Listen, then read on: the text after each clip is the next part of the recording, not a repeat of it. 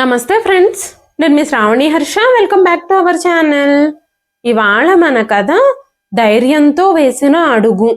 కథని చివరి వరకు వినండి. నచ్చితే గనక ఖచ్చితంగా తప్పకుండా ఒక్క లైక్ చేయండి.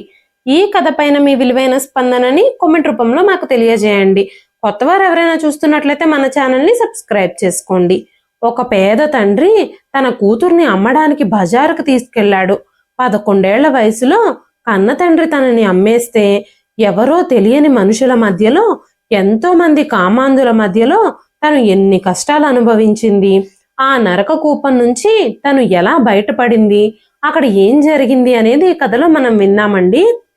తన పేరు అమృత. తనకి ఉదయం పూట పక్షుల కిలకిలా రావాలతో నిద్రలేవడం అంటే చాలా ఇష్టం. ఉదయాన్నే వీచే చల్లటి తూర్పు గాలి అంటే అంతకంటే ఇష్టం.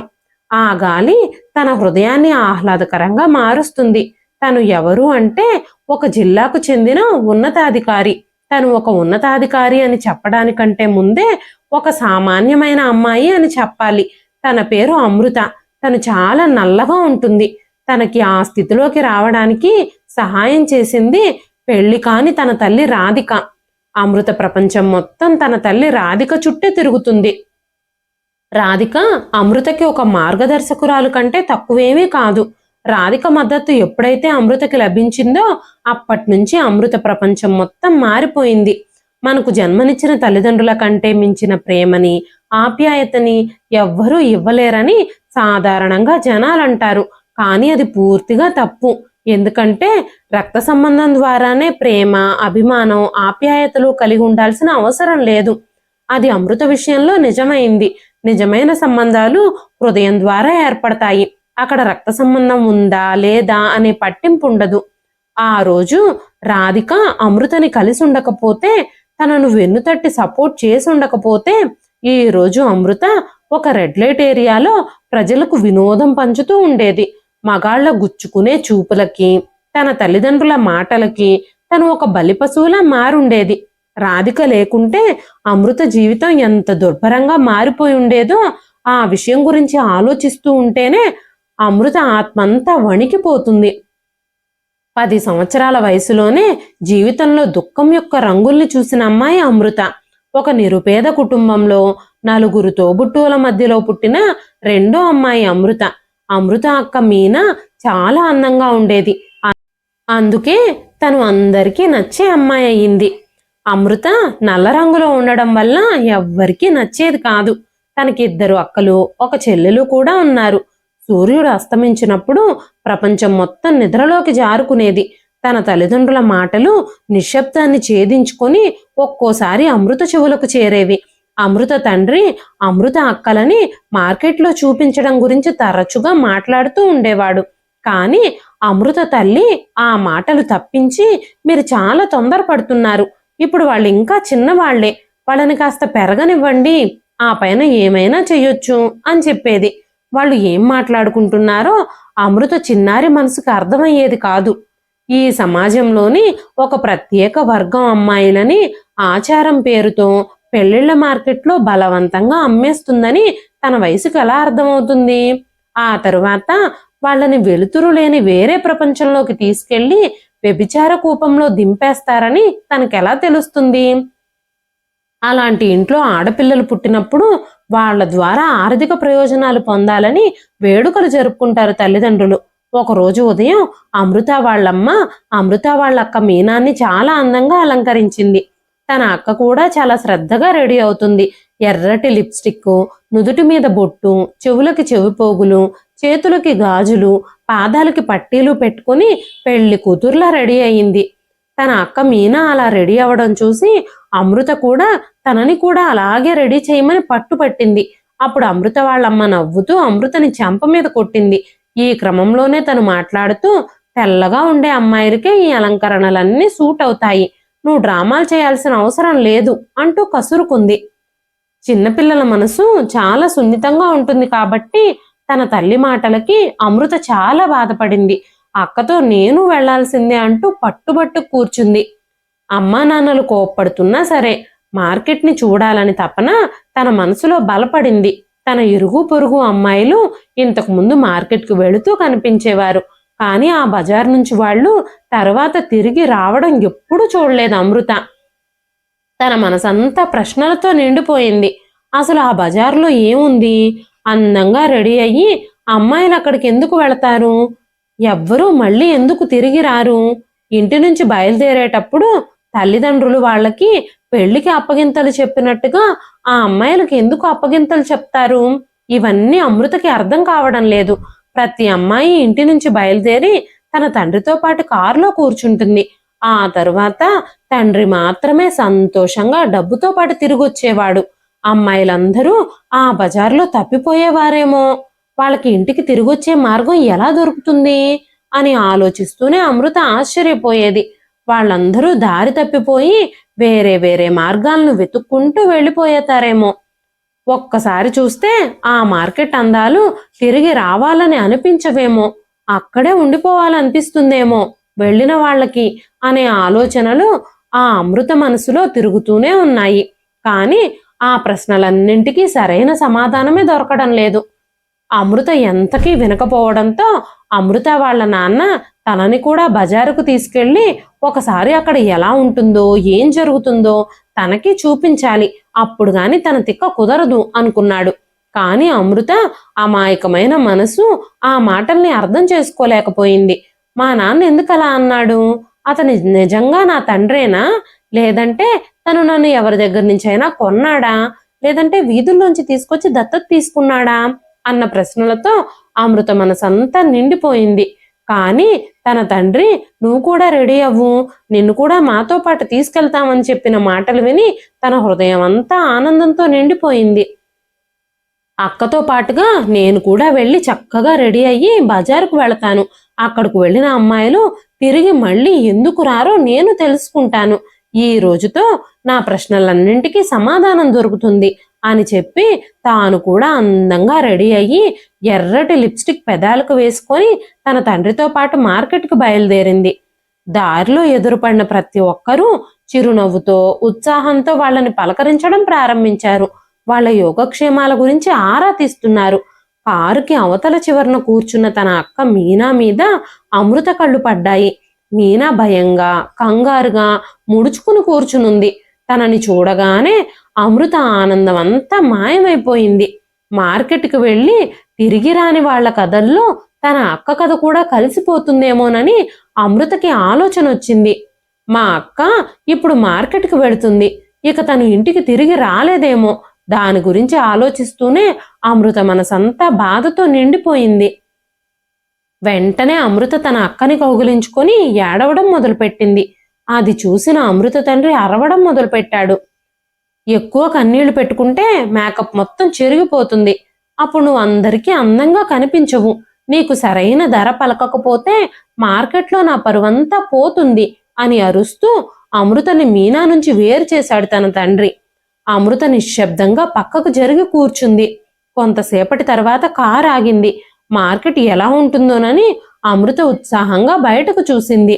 అక్కడ ఎలాంటి బొమ్మల దుకాణాలు గాని, వస్తువుల దుకాణాలు గాని, జ్యువెలరీ షాపులు గాని ఏమీ లేవు. కనీసం బట్టల దుకాణాలు కూడా కనిపించలేదు. ఎక్కడా జిలేబీలు, సమోసాలు అలాంటివి కూడా అమ్ముతున్న షాపులు కనిపించలేదు. ఆ బజార్లో ఒక్కటి మాత్రమే కనిపించింది. తన అక్క మీనా లాగానే మరికొంతమంది అమ్మాయిలు చక్కగా అలంకరించుకుని నిలబడున్నారు. చుట్టూ జనం ఉన్నారు. వాళ్లతో పాటు కొంతమంది మహిళలు కూడా ఉన్నారు. ఆ మహిళలు తాము సెలెక్ట్ చేసుకున్న అమ్మాయిని తీసుకొని దగ్గరలోనే ఉన్న గుడిసెలోకి వెళుతున్నారు. కొంత సమయం తర్వాత తిరిగి తీసుకొస్తున్నారు. అప్పుడు ఆ మహిళలు అక్కడున్న వ్యక్తికి సైగ చేసి ఆ అమ్మాయిల తండ్రికి తెల్లటి కవర్ ఇస్తున్నారు. ఆయన కవర్ తీసుకొని ఆ అమ్మాయిని అక్కడే వాళ్లతో పాటే వదిలిపెట్టేసి ఆనందంగా వెళ్ళిపోతున్నారు. ఇది ఎలాంటి ఆచారమో సాంప్రదాయమో అమృతకి అర్థం కాలేదు. తన అక్క కూడా ఇప్పుడు తమ నుంచి దూరం అవుతుందన్న ఆలోచనతో అమృత మనసు బాధగా అనిపించడం ప్రారంభించింది. దురదృష్టవశాత్తు ఇతర అమ్మాయిలకు ఎలా జరుగుతుందో అదే సంఘటన కొద్దిసేపట్లో తన అక్క మీనా విషయంలో కూడా జరగడం ప్రారంభించింది. తన అక్క మీనా కూడా అలాంటి గుడిసెలోకే ఒక మహిళతో పాటు వెళ్లాల్సి వచ్చింది. అక్కడికి వెళ్ళాక ఏం జరుగుతుందో తెలియదు, కానీ అమృతకి తెలుసుకోవాలనే కుతూహలం కలిగింది. అందుకే అమృత తన అక్క మీనాని ఎవ్వరికీ కనిపించకుండా అనుసరించింది. లోపలికి వెళ్లి చూసేసరికి అక్కడ కనిపించిన దృశ్యాలకి అమృతకి వణుకు పుట్టింది.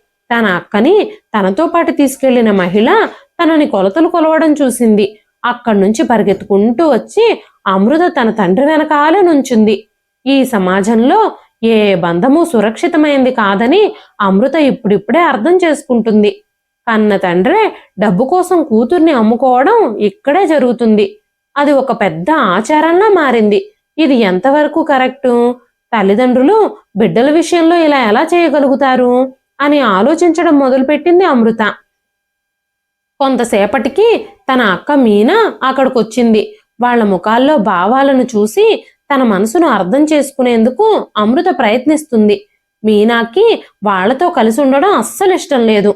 ఆ విషయం అమృతకి స్పష్టంగా అర్థమవుతుంది. ఇంతలోపే మీనా పక్కనే ఉన్న మహిళ అమృత వైపే గుచ్చి గుచ్చి చూస్తుంది. తను అమృతని అలా చూడడం అమృతకి అస్సలు నచ్చలేదు. భయంతో అమృత తన తండ్రి వెనకాలే దాక్కుంది. అంతలోనే ఆ మహిళ అమృత తండ్రితో మాట్లాడడం చూసి అమృత భయపడిపోయింది. ఇప్పుడు ఆ గుడిసెలోకి తను కూడా వెళ్లాల్సి వస్తుందేమోనని తను వణికిపోయింది. వెంటనే అమృత తండ్రి అమృతతో, "నువ్వు అక్కతో పాటే కలిసి ఉంటావు. నువ్వు చాలా అదృష్టవంతురాలివి. నువ్వు ఎప్పుడూ మీ అక్కతోనే కలిసి ఉండొచ్చు" అని చెప్పగానే ఆ మాటలు అమృతకి కూడా వినడానికి మంచిగానే అనిపించాయి. అందరికీ దూరమైన తను అక్క తను ఎప్పటికీ కలిసే ఉండొచ్చని తన మనసుకి తానే సర్ది చెప్పుకుంది అమృత. ఆ వ్యక్తి అమృత తండ్రికి ఒక కవర్ ఇచ్చాడు. అమృత తండ్రి నవ్వుతూ దాన్ని తీసుకున్నాడు. మీనాని అమృతని అక్కడే విడిచిపెట్టి అమృత తండ్రి అక్కడి నుంచి వెళ్ళిపోయాడు. మొదట్లో ఆ మహిళ అమృతతో మీనాతో చాలా బాగానే ప్రవర్తించింది. తన ముఖంలో మధురమైన చిరునవ్వు ఉంది. కళ్ళల్లో ప్రేమ ఆప్యాయత కనిపించాయి. ఆ మహిళ మీనా చెయ్యి పట్టుకుని మీనాని తీసుకెళ్లి కారులో తనతో పాటు వెనక సీట్లో కూర్చోబెట్టుకుంది. అమృత కూడా తన అక్క పక్కనే కూర్చుంది. కారు నడిపే వ్యక్తి ఒక పెద్ద బంగ్లా ముందు ఆ కారు ఆపాడు. అందరూ కారులోంచి దిగి లోపలికి వెళ్లారు. అమృతకి అంతా కొత్తగా అనిపిస్తుంది. చిన్న కూలివాడి ఇంట్లో నుంచి బయటకు వచ్చి అంత పెద్ద బంగ్లాలోకి వెళ్లడంతో అమృతకది కలలా అనిపించింది. అమృత మీనా ఇద్దరూ లోపలికొచ్చారు. ఆధునిక సౌకర్యాలతో ఆ ఇల్లు చాలా అందంగా ఉంది. ఇంటి ముందు ఒక పెద్దావిడ కూర్చునుంది. అమృతని మీనాని తీసుకొచ్చిన మహిళ ఆవిడ పాదాలకు దండం పెట్టి అమృతతో మీనాతో కూడా ఆవిడకు దండం పెట్టమని చెప్పింది. అమృత ఇంకా మీనా కూడా ఆ పెద్దావిడ కాళ్ళకి దండం పెట్టి ఆశీర్వాదం తీసుకున్నారు. అమృత వాళ్ళ మాటల్ని అర్థం చేసుకోవడానికి ప్రయత్నిస్తుంది. తన ప్రపంచం మొత్తం పూర్తిగా మారిపోయింది. అంతలోనే ఆ పెద్దావిడ ఎవరితోనో ఫోన్లో మాట్లాడడం వినిపించింది.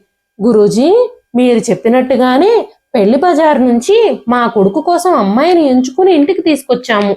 మీరు సరైన సమయం చూస్తే తర్వాత కార్యక్రమాలన్నీ జరిపిద్దాం" అని చెబుతుంది ఆవిడ. ఆ మాటలు విని అమృత భయంతో పక్కనే నిలబడిపోయి తన అక్క వైపు చూసింది. కాసేపు మాట్లాడిన తర్వాత ఆ పెద్దావిడ ఫోన్ కట్ చేసేసింది. మీనాని గదిలోకి తీసుకెళ్లమని చెప్పింది. అమృత కూడా మీనాతో పాటుగా కలిసి వెళ్లడం మొదలుపెట్టింది. వెంటనే ఆ పెద్దావిడ అమృతని ఆగమని కేక వేసింది. వెంటనే అమృత భయంతో అక్కడే నిలబడిపోయింది. అక్కడున్న ఒక వ్యక్తి అమృత వైపు చూడడం గమనించి అమృతకి చాలా భయం వేసింది. ఆ పెద్దావిడ చెప్పడంతో ఆ వ్యక్తి అక్కడి నుంచి వెళ్ళిపోయాడు. అమృత మాత్రం అక్కడే నిలబడుంది. కొంతసేపటికి మీనాని వేరే గదిలోకి తీసుకెళ్లిన ఒక మహిళ అమృతని కూడా లోపలికి తీసుకెళ్లి ఆ ఇల్లు శుభ్రం చేసే పనులు చేయించడం ప్రారంభించింది. భయపడిపోయిన అమృత నిశ్శబ్దంగా ఆ పనులన్నీ చేయడం మొదలుపెట్టింది. ఒకరోజు తను పనులు చేస్తూ ఉన్నప్పుడు తన అక్క అరుపులు పెద్ద పెద్దగా వినిపించాయి. అమృత తన అక్క గది వైపు పరిగెత్తింది. కానీ వాళ్ళని మార్కెట్ నుంచి తీసుకొచ్చిన మంజుల అమృతని మీనా గది వైపుకు వెళ్ళనివ్వలేదు. క్రమక్రమంగా రోజు మీనా అరుపులు అమృత పనిచేస్తూ ఉండే సమయంలో వినిపించడం దినచర్యగా మారిపోయింది. తన అక్క అంత భయంకరంగా ఎందుకు అరుస్తుందో, ఆ గది లోపల ఏం జరుగుతుందో అమృతకి అర్థం కావడం లేదు. తన అక్క వేసే కేకలకి అమృతకి వణుకు పుట్టడం మొదలైంది. తన అక్క ఆ రకంగా ఆక్రందనలు చేస్తున్నా ఏమీ చెయ్యలేని పరిస్థితుల్లో అమృత ఉంది. క్రమక్రమంగా అన్ని సహించడం, భరించడం, రోజంతా ఇంటి పనులు చేయడం అమృత విధిగా మారిపోయింది. మెల్లమెల్లగా అమృతకి అక్కడ ఉండాలంటేనే భయం మొదలైంది. అమృతకి, తన అక్క మీనాకి ఆ 4 గోడలే ప్రపంచంలా మారిపోయాయి. అమృత అదే ఇంట్లో ఉండి నెలలు గడిచిపోతున్నాయి. కానీ ఒక్కరోజు కూడా తన అక్క మీనాని కలవలేకపోయింది. మీనా గురించి ఎలాంటి వార్త లేదు. తను ఎలా ఉందో తెలుసుకోవడానికి కూడా తన గదిలోకి వెళ్ళడానికి అమృతకి పర్మిషన్ లేదు. ఒకరోజు అమృత ఇంట్లో పనులు చేస్తూ ఉండగా అప్పుడే తన కళ్ళు దూరం నుంచి తననే చూస్తున్న ఒక 2 కళ్ళ మీద పడ్డాయి. కామంతో నిండిన ఆ కళ్ళని అమృత ఎప్పటికీ మర్చిపోలేదు. కాసేపు తననే తదేకంగా చూశాక ఆ కళ్ళు అక్కడి నుంచి వెళ్ళిపోయాయి. కాసేపటి తరువాత మంజుల అమృత దగ్గరకు వచ్చి అమృతని రెడీ చేయడం ప్రారంభించింది. తను ఎందుకు అమృతని అలా రెడీ చేస్తుందో అమృతకి కూడా అర్థం కాలేదు. దీని వెనక ఏదో ఖచ్చితంగా కారణం ఉండే ఉంటుంది. మా అక్కను కూడా ఆ రోజు అలాగే రెడీ చేసి ఇక్కడికి తీసుకొచ్చారు. ఆ తర్వాత తనని గది నుంచి బయటకు రానివ్వలేదు అని ఆలోచిస్తూ అమృత ధైర్యం కూడగట్టుకొని మంజులను అడిగింది. వెంటనే మంజుల అమృతని తిట్టి, చిన్న ఇంటి నుంచి వచ్చిన అమ్మాయివి, ప్రశ్నలు అడగడానికి నీకు అర్హత లేదు, మౌనంగా ఉండమని అమృతను బెదిరించింది. ఇల్లు పెద్దదైనా చిన్నదైనా తేడా ఏముంటుంది? ప్రతి మనిషికి రక్తం, మాంసం, ఎముకలు అన్నీ ఒకేలా ఉంటాయి. అలాంటప్పుడు ఇల్లు పెద్దదైనా చిన్నదైనా తేడా ఏముంటుంది? చిన్న ఇంట్లో నుంచి వస్తే వాళ్ళు మనుషులు కాదా? ఈ పెద్ద పెద్ద ఇళ్లలో ఉండేవాళ్ళు ఏం చేసినా చిన్న చిన్న ఇళ్ల నుంచి వచ్చిన వాళ్ళు సహించాలా అనే వేల ప్రశ్నలు అమృత మనసులో చెలరేగాయి. తన ప్రశ్నలకు సమాధానాలు రాకపోవడంతో మౌనంగా ఉండిపోయింది అమృత. కాసేపయ్యాక మంజుల అమృతని ఒక గదిలోకి తీసుకెళ్లి వదిలేసింది. అక్కడున్న వ్యక్తి చర్యలకి అమృత భయపడిపోయింది. అతను అమృత అక్క మీనాతో కూడా అదే విధంగా ప్రవర్తించుంటాడు. ఇప్పుడు అమృత విషయంలో కూడా అదే ప్రక్రియ పునరావృతమైంది. 11 సంవత్సరాల వయసులో ఏది తప్పో ఏది ఒప్పో తెలుసుకోలేని స్థితిలో అమృత ఉంది. అమృత ఎప్పుడూ స్కూల్ మొహమే చూడలేదు. అమృత చదువుకోకపోయినా అసలు అక్కడ ఏం జరుగుతుందో గ్రహించే వయసు కూడా తనది కాదు. మరికొద్ది క్షణాల్లో తన మీద దాడి జరగబోతుందని తనకెలా అర్థం అవుతుంది? ఆడుకునే, చదువుకునే వయసు తనది. తను అలాగే ఆ గదిలో ఉంచిన వస్తువులని చూస్తూ ఉండిపోయింది. ఆ గదిలో పువ్వులతో అలంకరించిన ఒక మంచం, ఆ మంచం పక్కనే ఒక గాజు సీసా, అందులో నీళ్ల లాంటిదుంది. కొంతసేపటికి మళ్ళీ తలుపు తెరుచుకుంది. ఒక వ్యక్తి నవ్వుతూ లోపలికొచ్చాడు. కొన్ని గంటల క్రితం అమృతని చూసిన అదే వ్యక్తి తను. భయం కారణంగా అమృత వెనక్కి అడుగులు వేయడం ప్రారంభించింది. ముఖంలో చెడ్డ చిరునవ్వుతో ఆ వ్యక్తి ముందుకు రావడం ప్రారంభించాడు. అమృత భయపడిపోయింది. మరుక్షణంలోనే ఆ వ్యక్తి చేతుల్లో చిక్కుకుపోయింది. తనని వదిలేయమని వేడుకుంటూనే ఉంది. కానీ అమృత కలలో కూడా ఊహించని సంఘటన జరిగింది అక్కడ. 11 ఏళ్ల వయసులో అమృత అత్యాచారానికి గురైంది. పరిమితికి మించి నొప్పి పెరిగిపోవడంతో స్పృహ తప్పి పడిపోయింది. కళ్ళు తెరిచి చూసేసరికి తను ఒక రైల్వే క్యారేజీలో దుప్పటి చుట్టుకునుంది. తెలియని ప్రదేశం, చుట్టూ జనాల రద్దీ కారణంగా తను చాలా భయపడిపోయింది. తన శరీరం అంతా నొప్పిగా ఉంది. తనని తాను చూసుకున్నప్పుడు తను చాలా వింతగా అనిపించింది. ఇక్కడికి ఎలా చేరుకున్నానా అని అమృత ఆలోచించడం మొదలుపెట్టింది. నేనెక్కడున్నాను, అసలు ఏం జరిగింది అంటూ అమృత మనసులో ప్రశ్నల వర్షం కురిసింది. ఆ రైలు కంపార్ట్మెంట్లో కూర్చుని తన చుట్టూ ఉన్న ప్రయాణికులను చూస్తూ ఉండిపోయింది అమృత. రైలు వేగంగా పరిగెడుతోంది. తను ఏ గమ్యాన్ని చేరుకుంటుందో తనకే తెలియదు.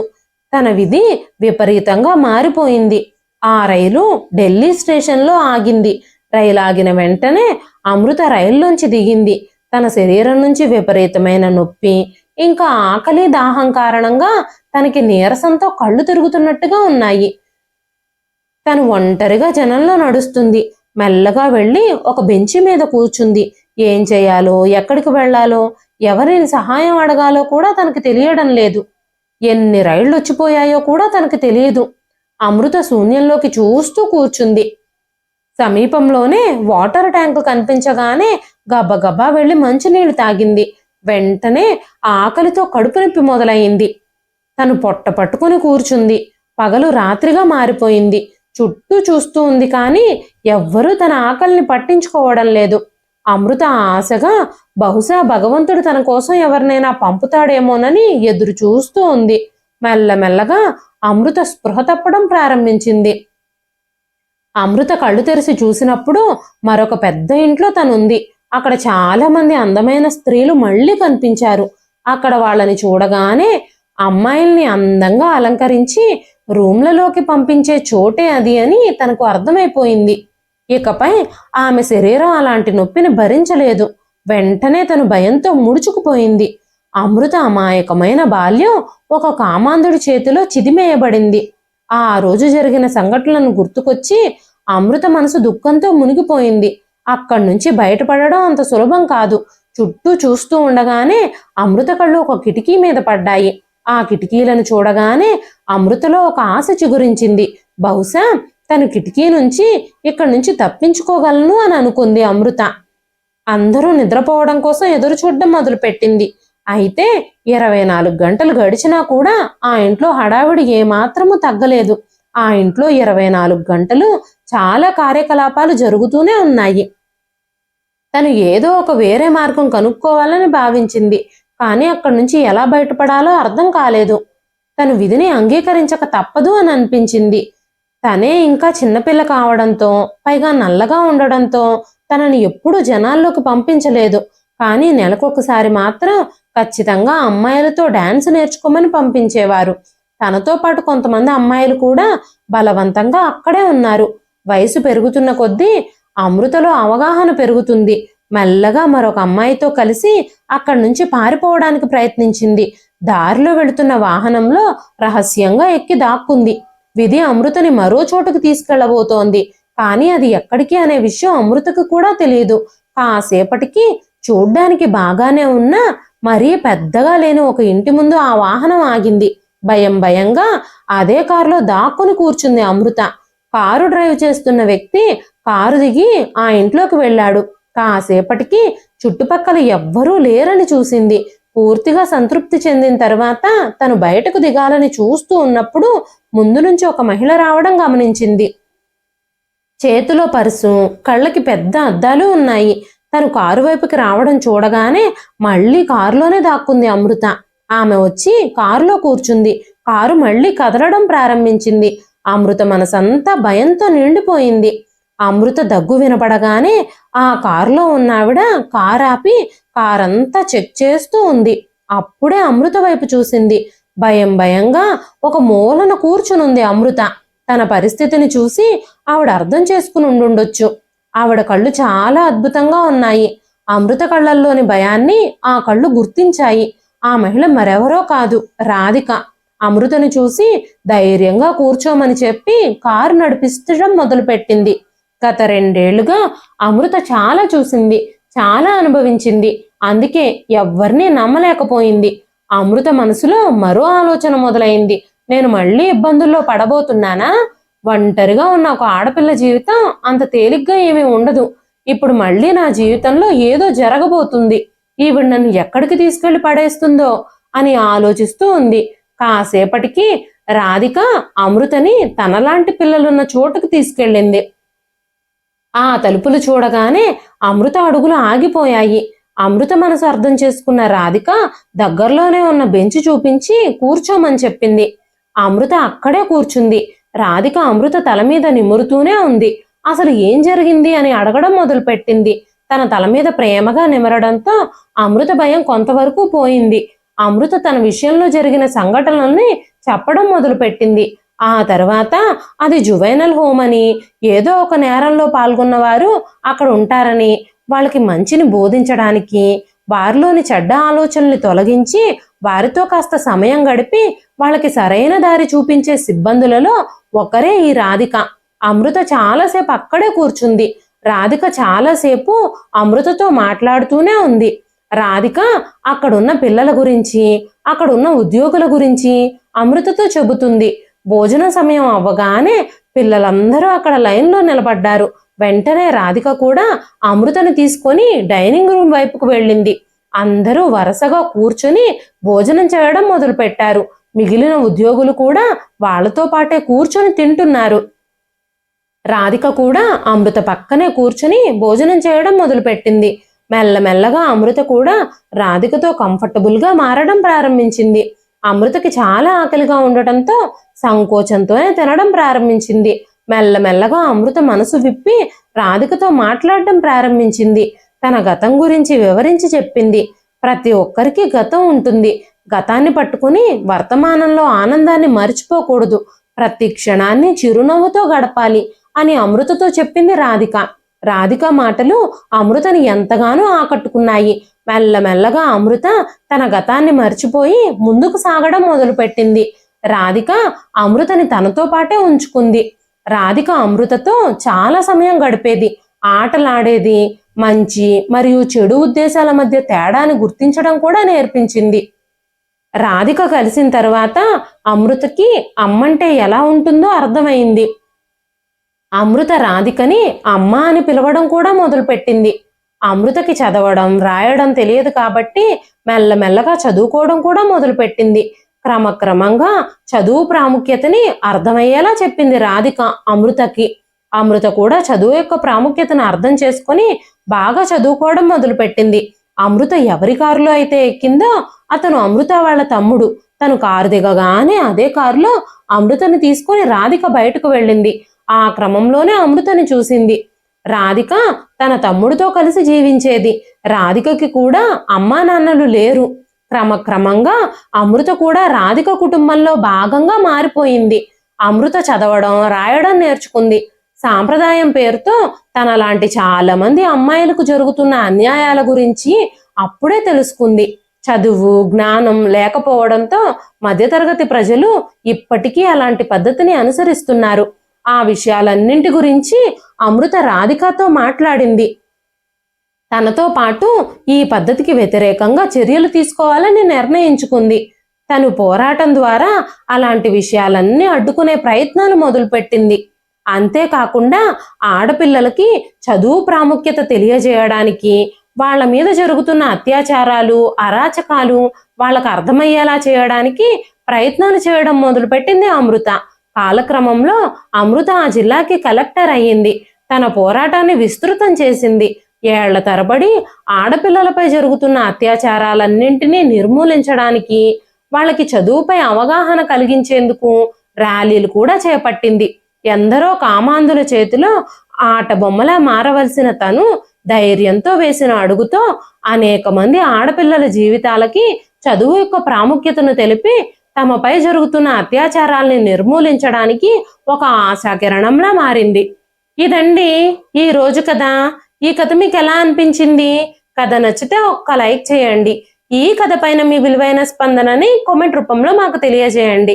మరెన్నో ఇలాంటి ఇంట్రెస్టింగ్ కథల కోసం మన ఛానల్ని సబ్స్క్రైబ్ చేసుకోండి. మరొక మంచి కథతో రేపు మళ్ళీ కలుస్తానండి. అంతవరకు సెలవు.